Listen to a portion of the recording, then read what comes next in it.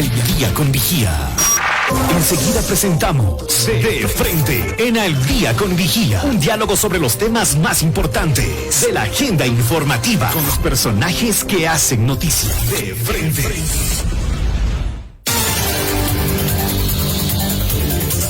Y qué gusto saludar ya a esta hora con la magíster Cecilia Chacón, pues secretaria de Derechos Humanos del Ecuador. Como siempre, un gusto para nosotros tratar estos temas tan especiales, tan importantes en este día. Un día que mencionábamos, es un día de reflexión, un día para hablar sobre la no violencia a la mujer. Y qué gusto mencionaba saludar con la magíster Cecilia Chacón, secretaria de Derechos Humanos. Magíster, buenos días, el Ecuador le escucha. Muchísimas gracias, Marta, a todos los amigos y amigas oyentes de Radio Vigía. Hoy, 25 de noviembre, Día Internacional de la Lucha contra la Violencia de Niños, Niñas y Mujeres. El Ecuador se une contra la violencia, toda vez que sigue siendo esta también una pandemia de 5.000 años que también mata y también asesina a niños, niñas y mujeres. Y solo en lo que va del mes de noviembre, Marta, tenemos 12 femicidios, 12 muertes violentas de mujeres por parte de sus convivientes o compañeros. Este es un número altísimo, comparable a los del año 2017, y en lo que va del año más de 61 femicidios, y en lo que va del año más de 20 muertes violentas de niños y niñas. No podemos sostener una sociedad violenta, Marta. Por ello es que nos unimos al movimiento de mujeres, nos unimos a la sociedad civil, a un llamado de reflexión, de cambio de la sociedad, de los patrones culturales, que sobre todo en este momento actual, debido a muchas circunstancias, ya que la violencia es un problema estructural, es un problema multidimensional, pero no podemos justificarlo en el marco de la violencia que ha sido ahora absolutamente cruenta y ha arremetido sobre todo contra el cuerpo de niñas, niños y mujeres de Marta. Bueno, esto es muy alarmante, las cifras, magíster, pero ¿qué acciones se vienen cumpliendo desde la Secretaría? Bueno, desde la Secretaría, a partir del día, durante todo el año, con mucha más intensidad, nos hemos unido a la campaña mundial Únete de las Naciones Unidas, y el Ecuador con su propia campaña también, Ecuador contra la violencia, a fin de contar con tres ejes. Número uno, visibilizar la realidad existente en torno a la violencia de niñas, niños y mujeres. Es necesario hacerlo. Todo lo que no se cuenta, lo que no se visibiliza, lo que no está en el debate de lo público, de la opinión, es como que no existiera, Marta, y por lo tanto estamos empeñados en que este tema sea parte del debate, de la discusión, pero sobre todo de la respuesta. Un segundo eje es el de la prevención, promover, motivar, generar absolutamente en todos los niveles un sistema de comunicación y de prevención, a fin de que no sea solo la Secretaría la única responsable de hacer la prevención, sino todas aquellas instituciones. Somos 22 instituciones del Sistema Nacional de Prevención y Erradicación, quienes debemos contar con nuestros propios ejes de prevención, incluidos los gobiernos seccionales, hoy más que nunca, que hemos también presentado al Ecuador el Plan Nacional de Prevención y Erradicación. Este plan es vinculante a la planificación de los gobiernos seccionales, del Ejecutivo, del sistema de justicia, y que permita anclar acciones, capacitación, promover también la prevención, la atención y sobre todo la reparación como un elemento sustancial y que sigue siendo la deuda social también a las niñas, niños y mujeres. Un tercer eje también, que es la respuesta del Estado, la respuesta de las instituciones, del sistema de protección de derechos, a fin de mejorar cada día más el sistema de justicia, que no sea lento, que no sea impune a las violencias existentes, sino sea un sistema cada vez más preparado, con profesionales cada vez más sensibilizados, que no desestimen las demandas de las mujeres, de los niños, de las niñas, de los adolescentes, de los adultos mayores, y que sobre todo se concentre en una justicia cada vez más oportuna, más diligente, y sobre todo también consideramos que no es un elemento solo de sanción bajo el criterio de condena, sino que la sociedad en sí misma debe reflexionar, motivarse en un proceso de cambios estructurales, sobre todo de cultura, Marta. Bueno, ¿cómo están articulando con todas estas instituciones, Magíster, para poner en ejecución o se está ejecutando este plan y sobre todo la prevención, que es muy primordial en nuestro país? Ya al momento hemos realizado más de 20 cumbres territoriales, cada una de 100 a 800 personas por ahora, por las dificultades sanitarias, virtuales, pero con el compromiso de alcaldes, prefectos, juntas de protección de derechos, Policía Nacional, DINAPEN, el sistema de justicia, a fin de que el Plan Nacional de Prevención no sea una política que se queda solo en Quito, sino una política que esté en el territorio. Una política pública que está en Quito, que está solo en Guayaquil, no es política pública. La política pública es aquella que se concentra, que se practica, que se hace y se aplica desde el territorio y con sus autoridades. Ese es un elemento. Segundo, el fortalecimiento de casas de acogida, centros de protección. Tenemos 5 en el país como casas de acogida, 11 centros de protección, más de 20 convenios firmados con la Secretaría de Derechos Humanos. Siempre consideramos que debemos fortalecerlas. Hemos todos estos últimos meses, trabajado un proceso intenso de homologación y capacitación y profesionalización, mejoramiento del desempeño de abogados, psicólogos, trabajadoras sociales, a fin de incidir en una política pública también que sea de respuesta global, integral, articular. En este tiempo estamos trabajando con las mujeres del oro, con sus lideresas, a fin de integrar una política pública, una respuesta que tiene que ver con la respuesta eficiente y eficaz de femicidios. No solo cuando los hechos no están dados, lamentablemente, sino porque después de estos hechos, Marta, están la vida, el proyecto de vida de niños y niñas que se quedan muchas veces al cuidado de terceras personas. Es esto también que debemos preocuparnos en los términos de la violencia, no solo de la prevención, sino también dolorosamente de aquellos niños y niñas que por causas que ellos no pidieron, papá, mamá no están, sobre todo mamá ya no está, que obviamente es necesario que el Estado también tenga una política pública de acompañamiento. Se realizó los cambios necesarios al decreto de entrega de bono de femicidio, lo hizo recientemente la Presidencia de la República. Esto es importante porque hay algunos cambios que eran necesarios, creemos que pudo haber sido mucho más decisivo, pero se han hecho cambios acertados que en este momento facilite la entrega del bono del femicidio, que es necesario y que esto lo tiene como corresponsabilidad el mismo.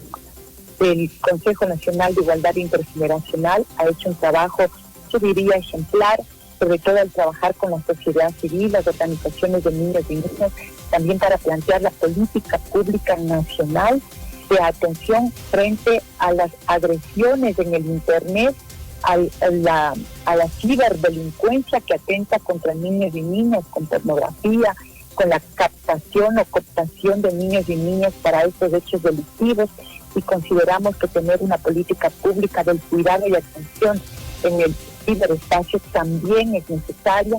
El sistema de educación ha promovido también una campaña, ahora que estamos en un proceso absolutamente de cambio agresivo, como es una educación no solo virtual, educación en casa, que hay que decirlo así, implica también resguardar, consolidar la atención, que a través de estos medios también se pueda conocer la denuncia de niños y niñas y en este sistema de educación. Lo pongo como ejemplo, solo en el mes de noviembre nos ha hecho conocer, pero nos ha derivado 8 casos de violencia desde el sistema virtual de los niños que están en casa hacia la Secretaría de Derechos Humanos y los que están siendo atendidos. Esto con un sistema de justicia que está proponiendo cambios internos a fin de que las demandas, denuncias ya no sean solo presenciales, también sean virtuales, pero sobre todo, Marta, una política pública que les llegue a la ruralidad. Mientras más nos alejamos de las capitales de provincia, de la capital del centro del país, más difíciles son los y más complejos el acceso a servicios de atención, a la denuncia, a tener el auxilio, y por lo tanto también promovemos un sistema rural donde los tenientes políticos rurales, las juntas de agua potable, los líderes de las juntas de agua de riego también se comprometen como líderes en la lucha contra la violencia de niños, niñas y mujeres en sus comunidades, en sus sectores también. Sin olvidarnos, obviamente, Marta, que el Estado tiene una responsabilidad importante, y sobre todo comunicacionalmente nos hemos acogido a un enfoque intercultural de traducir todo lo que significa una promoción de atención en más de 6 idiomas diferentes que hablan este país, como Zapique, Shuar, Achuar, Épera, Zápara, Quichua y el español, Marta. Bueno, esto ha sido muy importante, el trabajo que ustedes vienen ejecutando, y más aún en esta nueva normalidad donde se ha incrementado la violencia en niños, niñas, en toda la familia, lamentablemente. Estas son varias acciones que se vienen cumpliendo, pero también ¿cómo ha caminado la ruta de acceso a la justicia? ¿A qué se refieren con ello que en un momento estaban impulsando y se está realizando? La ruta de acceso a la justicia tiene 4 componentes de información que sobre todo motiva, sirve como conocimiento de utilidad, de información útil a la ciudadanía, pero también a los prestadores de servicio, tanto del sistema de justicia como juntas de protección de derechos. ¿En qué consiste la ruta de acceso a la justicia?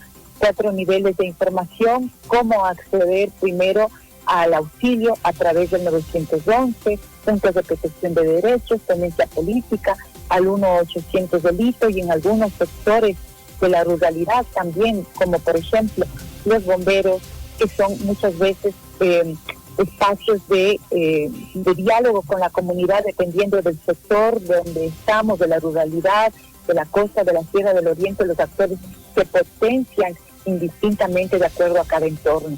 Un segundo momento que es el de la protección, como por ejemplo las tenencias políticas, las comisarías nacionales, las juntas de protección de derechos. Estamos sobre todo con la corresponsabilidad de emitir medidas de protección, que significa la boleta de auxilio, la salida del agresor del domicilio, la restitución del domicilio de la víctima y de sus hijos, como también la aplicación del botón de pánico para que la Policía Nacional esté presente. Y yo creería que hay que colocar aquí un valor agregado, Marta, que es de la activación de la red familiar.